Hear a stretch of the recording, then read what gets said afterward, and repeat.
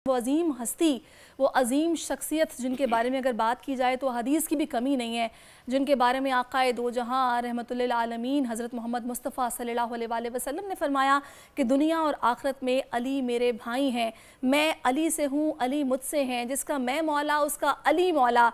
मोमिनों के सरदार हैं, मोमिनों के अमीर, मुसलमानों के सरदार हैं मौला कायनात हज़रत अली अलैहिस्सलाम, और जिनके बारे में कहा जाता है कि अली कुरान के साथ है, कुरान अली के साथ है, हक़ हमेशा अली के साथ है, अली हमेशा हक़ के साथ हैं, और जन्नत और दोज़ख को तकसीम करने वाले अली हैं, और इस्तग़फ़ार का दरवाज़ा अली हैं, जो इसमें दाखिल होगा वही मोमिन होगा।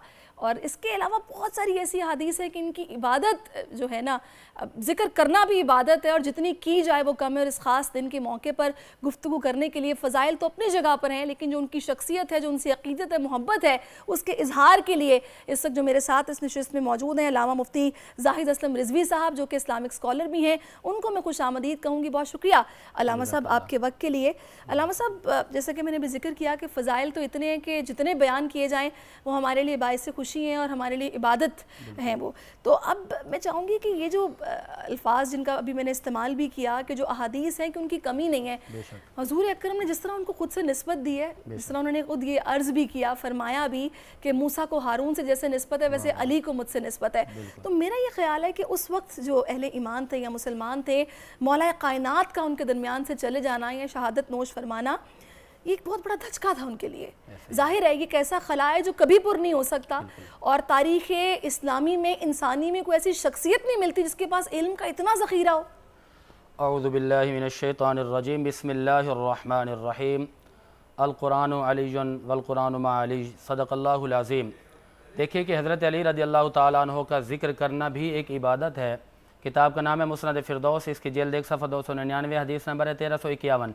लिखा गया कि ज़िक्र अलीजिन इबादतुन, के हज़रत अली का ज़िक्र करना इबादत है। फिर फरमाया ज़िक्र अलीजिन ताकुल ज़ुनूबा कमा ताकुल नारुल ख़शबा, कि अली का ज़िक्र करने से इस तरह गुनाह धुल जाते हैं जिस तरह के आग लकड़ी को खा जाती है। तो मैं इब्तिदा पहल में मैं ये बताऊँगा कि हज़रत अली रज़ियल्लाहु ताला अन्हो आप 13 रजबुल मुरज्जब को इस कायनात में जलवागर होते हैं, और इस पर उलमा इकराम और तारीख़दान ने बातें लिखी हैं। किताब का नाम है मिरातुल मनाजी, इसकी जिल्द 8 सफ़ा 412, और उसदुल गाबा फ़ी मारिफ़ती साहबा, इसकी जिल्द 4 सफ़ा नंबर 100 और 128, और इसके अलावा तारीख़ुल खुलफ़ा, इसके सफ़ा 132, और खुलफ़ाए राशिदीन सफ़ा 313 पे लिखा गया कि आप जब इस कायनात में आए तो आपकी वालिदा मायदा ने अपनी पसंद का नाम रखा, वालिद ने अपनी पसंद का नाम रखा, यानी एक शख्सियत ने आपका नाम रखा है हैदर अपने वालिद के नाम पर, और आपके वालिद गिरामी ने आपका नाम रखा अली। अब अगर हम अरब की ज़ुबान को पढ़ें समझे तो अली का मतलब होता है बुलंदियों वाला, अली का मतलब होता है रिफ़त वाला। अब मैंने यहाँ पर यह बताना है कि कितनी बुलंदी, कितना मकाम, कितनी रिफ़त, जिसको मेरे आका ने अपनी अहादीस के अंदर वजाहत के साथ बयान फरमा दिया है। रसूलुल्लाह की हदीस पाक है, सवाल किया गया कि आका क़यामत के दिन आप कहाँ पर होंगे? तो मेरे नबी ने जवाब दिया कि मैं हौज़े कौसर पर खड़ा हूँगा। अब रावी कहते हैं कि मैंने पूछा कि या रसूलल्लाह, उस हौज़े कौसर पर सबसे पहले कौन आएंगे? तो मेरे नबी ने जवाब दिया, फरमाए कि हौज़े कौसर पर सबसे पहले मैं खड़ा हूँगा और मेरे पास आएंगे अहले बैत अतहार। और मुस्तदरक हाकिम, इसकी जेल 3 सफ़ा 134, हदीस नंबर है 6174, और मोजम कबीर जेल 6 सफ़ा नंबर 267 पे, और मुसन्निफ़ शैबा जेल 6 सफ़ा नंबर 267 पे ये रिवायत मौजूद है। और मजमुअ ज़वाइद किताब का नाम है, इसकी जेल्द नंबर 9 सफ़ा 102, और इमाम हसन शैबानी ने अपनी शैबानी किताब, इसकी जेल्द 1 सफ़ा 149 पे लिखा कि रसूलुल्लाह वहाँ पर शाहाना अंदाज में जलवागर होंगे, तो आपके साथ वहाँ पर अहले बैत अतहार आएंगे। अब हज़रत अली इस हदीस के रावी हैं, आप फरमाते हैं कि मैं करीम आका की बारगाह में था और मैंने ये पूछ लिया कि या रसूलल्लाह, ये तो हौज़े कौसर तक का मकाम है, आप ये बताएं कि जन्नत में सबसे पहले कौन जाएगा? अब ये बड़ी अज़मत वाली बात है। मेरे नबी अलैहिस्सलातु वस्सलाम ने जवाब दिया कि ए अली, आना अली व फ़ातिमा वल हसना वल हुसैना, फरमाया कि सबसे पहले मैं जाऊँगा, फिर अली जाएंगे, फिर जनाब फ़ातिमा ज़हरा खतून जन्नत जाएंगी, और फिर फरमाया हसन हुसैन जाएंगे। अब इमाम अली मकाम अर्ज़ करते हैं कि या रसूल अल्लाह, कुल तो या रसूल अल्लाह फ़मुहिबूना, हमसे मोहब्बत करने वाले कहाँ जाएंगे? तो मेरे नबी ने जवाब दिया कि ए अली, मिन वराइकुम, जहाँ से पंजतन पाक का जन्नत में दाखिला होगा, इनके पीछे इनसे मोहब्बत करने वाले लोग भी जाएंगे। और एक और रिवायत मिलती है जो कि इंटरनेशनल हवाले के साथ है, किताब का नाम है तिरमिज़ी शरीफ, इसकी जल्द नंबर 5 सफ़ा नंबर 641, हदीस नंबर है 3733। ये इंटरनेशनल हवाला है। और इसके अलावा मुस्नद अहमद बिन हम्बल, इसकी जल्द 1 सफ़ा 77 हदीस नंबर 576, और यही हदीस पाक मुस्नद अहमद बिन हम्बल जल्द नंबर 1 और सफ़ा नंबर 693 हदीस नंबर 1185, और मौजम कबीर जल्द 3 सफ़ा 50 हदीस नंबर है 2654। और यही हदीस पाक खतीब बगदादी ने अपनी किताब तारीख़ बगदाद की जल्द 13 सफ़ा 287 और हदीस नंबर है 7255, और अज़्ज़ुर्रिय्यतु ताहिरा किताब का नाम है, इसकी जल्द 1 सफ़ा 120 हदीस नंबर है 234। और इसके अलावा तहज़ीबुल कमाल जल्द 6 सफ़ा 228 और तहज़ीबुत तहज़ीब जल्द नंबर 2 सफ़ा नंबर 258 हदीस नंबर है 528। बड़ी अज़मत वाली, बड़ी रिफ़त वाली हदीस पाक है। हज़रत अली रिवायत करते फरमाते, मैं वहाँ पर मौजूद था, मेरे आका ने फ़अख़ज़ा बियदी हसन व हुसैन, आपने हसन हुसैन दोनों का हाथ पकड़ा। आप फरमाते जब हाथ पकड़ा ना तो मेरे नबी ने फरमाया कि जो बंदा मुझसे मोहब्बत करते है, हब्बनी, जो मुझसे मोहब्बत करे, और वह हब्बा हाज़ैनी, इन दोनों से भी प्यार करे। फिर फरमाया कि अबाहुमा व उम्मुहुमा, इन दोनों के वालिद जनाब अलीउल मुर्तज़ा से मोहब्बत करे, इनकी वालदा खातून जन्नत से मोहब्बत करे।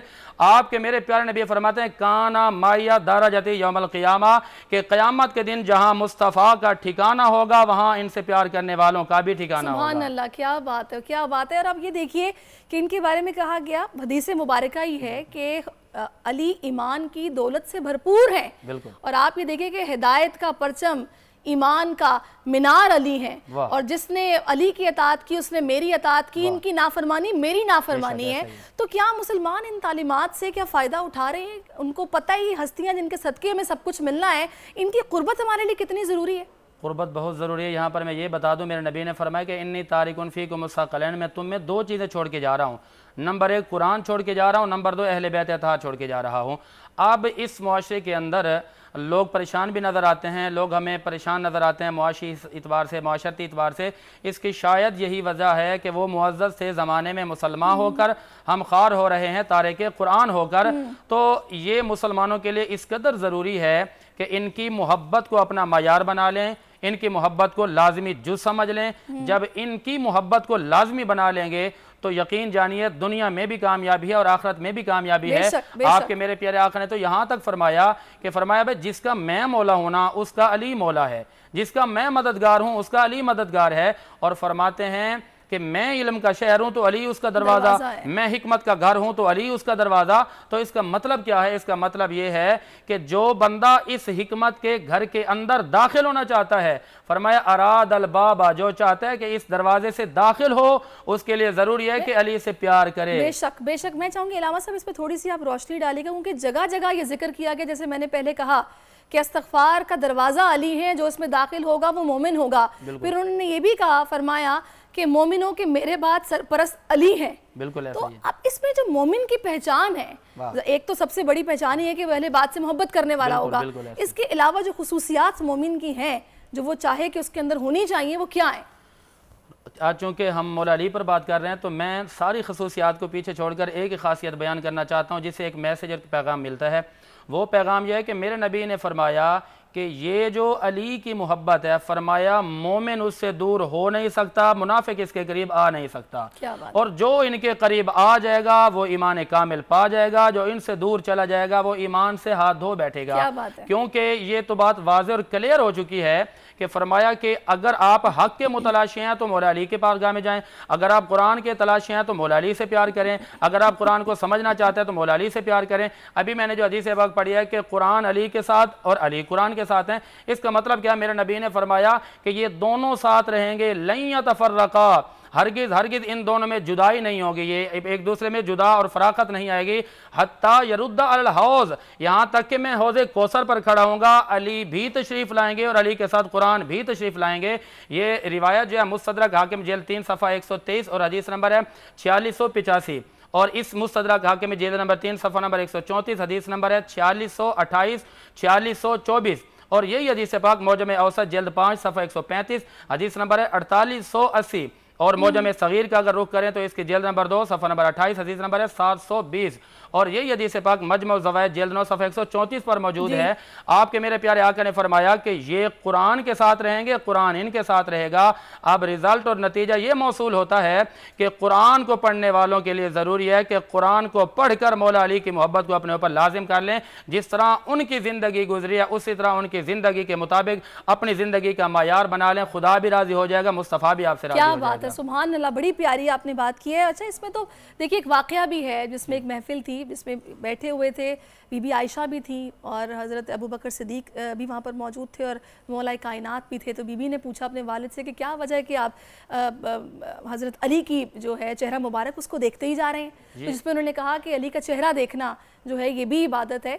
और जाहिर है कहा गया हमें कि आप ऐसी महफिलें से जाओ कि जिसमें अली का जिक्र हो, अली की बार बार बात की जाए। और सबसे पहले नमाज पढ़ने वाले अली थे, हज़रत मोहम्मद मुस्तफ़ा सल्लल्लाहु अलैहि वसल्लम के साथ, और उनकी तस्दीक करने वाले भी पहले अली थे।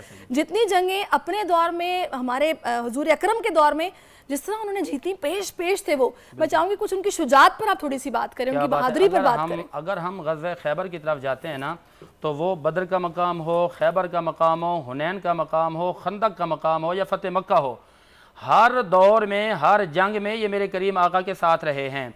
और जहाँ पर आपने बात की सिद्दीक़ अकबर रज़ियल्लाहु ताला अन्हु की, तो अम्मा आयशा पूछते हैं कि हुजूर आप इनको देखते रहते हैं, तो आपने ये जवाब दिया, फरमाया कि जंगों के अंदर जब करीम आका उन गज़वात के अंदर मौजूद होते थे तो फरमाया कि मुस्तफ़ा करीम का ये अंदाज़ होता कि वो मौला अली को देखते रहते। और पूछा गया आका आप अली को देखते क्यों हैं? आपने फरमाया मैं अली को देखता हूँ, मुझे सुकून मिलता है।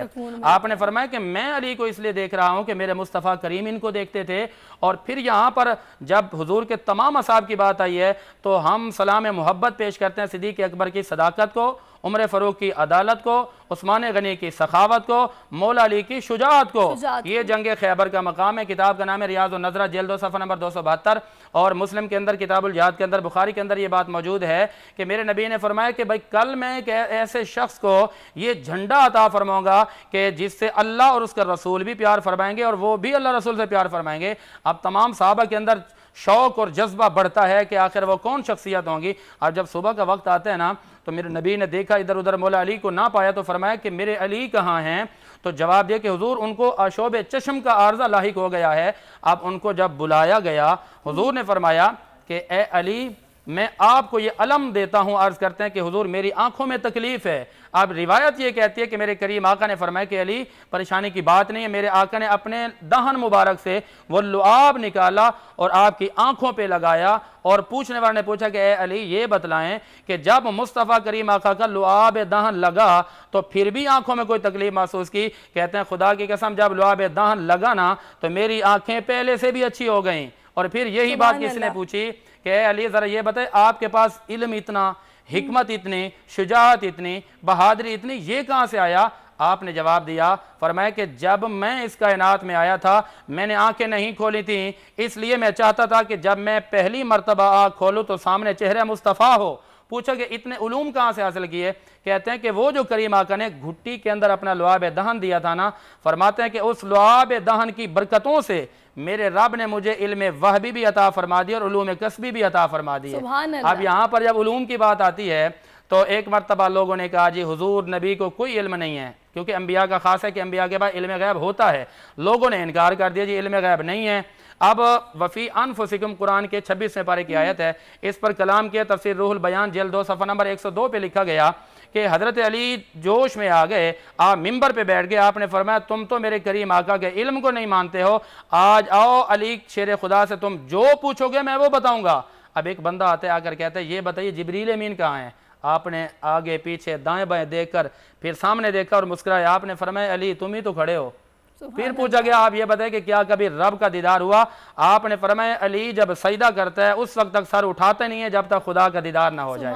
और यहाँ पर आपकी इस प्रोग्राम की वसातत से एक बड़ा ही अजीम मैसेज है, मैं चाहता हूँ कि वह दे दूँ कि मुसलमानों पर तो लाज़िम है प्यार करें। यहाँ पर मैं ये भी बता दूं कि गैर मुस्लिम भी इनसे प्यार करते हैं। बेशक बेशक। एक शख्स ऐसा रिसर्चर जिसने किताब लिखना चाहिए ज़मीन से आसमान के दरमियान में फासला। अब इसके पास एक मुसलमान बंदा काम करता था, पूछा सरकार आजकल बड़े खोए खोए रहते हैं, तो उन्होंने जवाब दिया जी मैं किताब लिख रहा हूँ ज़मीन से आसमान के दरमियान में फासला। तो मैं ज़रा इस पर रिसर्च कर रहा हूँ। तो उस बंदे ने जवाब दे दिया कि आप ऐसा करें कि आप ज़रा मौला अली के खुतबात पढ़ें। वो कहता है हु इज़ अली, मैं क्या जानूँ कि अली क्या है, कि मैं तो मुसलमान ही नहीं हूँ। फरमाया कि नाजुल बलागा पढ़ कर तो देखें। अब वो बंदा, ये अकीदत की बात है, हो सकता है किसी को अच्छी लगे या ना लगे, लेकिन मोहब्बत की बात है, ये बात मौजूद है। वो बंदा नहजुल बलागा उठाता है, खुतबात पढ़ता है, पढ़ने के बाद, किताब को मुकम्मल करने के बाद, अब आखिर में वो क्या लिखता है, कहता है it is my final decision, कहते हैं ये मेरा हतमी और आखिरी नतीजा और आखिरी फैसला है कि मैं नहीं जानता कि अली कौन है, पर मैं इतना ज़रूर कहता हूँ या तो ये वो शख्स हैं कि जब बनाने वाला आसमानों को बना रहा था तो ये शख्स मौजूद थे, या फिर ये वो शख्स हैं कि इसने अपनी आंखों से ये सारा मामला देखा था। फिर जवाब ये दिया गया कि ये वो मौला अली हैं जिनके बारे में सरकार फरमाते हैं मदीनतुल इल्मी व अलीयुन बाबुहा, ये तो हज़रत अली के इल्मी मकाम आते हैं, तो मेरे करीम आका का कितना मकाम होगा। सुभान अल्लाह, बड़ी खूबसूरत आपने बात की और बेशक इसमें तो कोई शुबे वाली बात ही नहीं है। और अली और उनके मुहब्बी हैं जो कि कामयाब होने वाले हैं दुनिया में भी और आखिरत में वाली। तभी तो हम कहते हैं कि जिक्र जितना हो सके किया जाए और इनका जिक्र करना ही अल्लाह ताला के करीब इबादत भी तसव्वुर किया जाता है। मैं चाहूँगी थोड़ा सा अगर आप उस दिन की बात थोड़ी करें जबकि मौला कायनात की शहादत का दिन है और उसमें तकलीफ़ में भी होते हैं, ज़ाहिर आखिरी वक्त है, बेहोश होते हैं, होश में आते हैं, लेकिन अपने बच्चों को वसीयत करते हैं कि तुमने जुल्म नहीं करना, अगर तुम चाहते हो कि तुम मेरे दुश्मन को या मेरे कातिल को तकलीफ़ पहुँचाओ भी तो उतनी पहुँचाना जितनी उसने मुझे पहुँचाई, और अगर हो सके तो मुआफ़ भी कर देना। कितनी बड़ी बात है ये। बिल्कुल, यहाँ पर मेरी उस बात की चलो वजाहत हो गई जो मैंने अभी हदीस पढ़ी थी ना कि कुरान अली के साथ, अली कुरान के साथ कभी जुदा नहीं होंगे। वो किस तरह अली कुरान के साथ हैं? वो इस तरह हैं कि कुरान कहते हैं वल काज़िमीन अल गैज़ वल आफ़ीना अनिन नास, गुस्से को पी जाने वाले, लोगों को माफ़ करने वाले अल्लाह को बड़े पसंद होते हैं। और फिर कुरान ये कहता है कि अफ़ दरगुज़र करना ये अल्लाह के बंदों का काम है, अल्लाह के प्यारों का काम है। फ़मन अफ़ा व असला फ़अजरुहु अलल्लाह, जो माफ़ कर दे और इस्लाह कर दे उसका अजर तो अल्लाह के ज़िम्मे है। अब एक तरफ सामने कातिल गिरफ्तार हो चुका है, मौला अली का आखिरी वक्त है, आप फरमाते हैं कि ए मेरे शहजादों मेरी वसीयतें सुन लीजिए। एक दुनियादारों की वसीयतें होती हैं जिसको बाद में बदलना पड़ता है, लेकिन सलाम है उनकी वसीयतों पर जिनकी पूरी ज़िंदगी भी ऐन कुरान है और जो वसीयतें की हैं वो भी ऐन कुरान है। यानी आपने फरमाया अव्वलन तो ये बात है कि इंतकाम ना लेना, माफ़ कर देना, और अगर बदला लेना भी पड़ जाए, किसास लेने की ज़रूरत भी पड़ जाए, तो आपने फरमाया कि ज़रब एक ही लगाना जिस तरह उसने मुझे एक ज़रब लगाई थी। और फिर ये फरमाते हैं कि ए मेरे शहजादों तक़वे को लाजमी पकड़ना, इताअत खुदा को लाजमी पकड़ना, और हकूक़ुल्लाह को लाजमी अपने ऊपर कर लेना, और हकूक़ुल इबाद को भी लाजमी अपने ऊपर पकड़ लेना। और सबसे अहम बात, अज़मत वाली बात यह है कि आपने फरमाया रिश्तों को जोड़ना है, नातों को जोड़ना है, क्योंकि मेरे नबी ने फरमाया कि जो टूटे हुए दो ख़ानदानों को जोड़ते हैं अल्लाह उनको जन्नत अता फरमाता है, जो टूटे हुए दो दिलों को जोड़ते हैं अल्लाह उनको भी जन्नत अता फरमाता है। तो मौला अली शेर खुदा की ये वसीयत फरमाया कि हकूक़ुल इबाद पर अमल करना। और सबसे बड़ी बात यह है कि आप बंदों के हकूक़ तो अपनी जगह पर हैं, आप ये भी फरमाते हैं कि जितने जानवर हैं और जितने परिंदे हैं, जितने मामलात हैं, आपने फरमाया इंसानों से भी प्यार करना, और इंसानों के अलावा जो जानवर हैं, जो परिंदे हैं, जो उड़ने वाली चीज़ें हैं, जो चलने वाली चीज़ें हैं, जानदार चीज़ें हैं, फरमाया इनका भी ख्याल करना। अब इसलिए तो मेरे नबी ने फरमाया कि कुरान हमेशा अली के साथ है और अली हमेशा कुरान के साथ हैं। तो इस तरीके के साथ हज़रत अली रज़ी अल्लाह तआला अन्हु की जिस तरह की ज़िंदगी गुजरी है, उनकी ज़िंदगी के मुताबिक ज़िंदगी गुजारना एक अहम फरीज़ा है। बहुत ही आपने ये खूबसूरत बातें आपने की हैं, और अल्लाह ताला हमें अपने करीब होने का मौका तौफीक अता करे, और ये वो तमाम हस्ती हैं जिनके वसीले से हमें अल्लाह ताला नवाजता है, और अल्लाह ताला हमारे गुनाह मुआफ़ फरमाए और हमें तौफीक दे कि हम जितनी हो सके इबादत करें और इन्हीं का जिक्र करते करते अपनी ज़ाहिर इस दुनिया से हम जाएं। सब्सक्राइब करें और बेल दबाएं ताकि कोई खबर रह न जाए।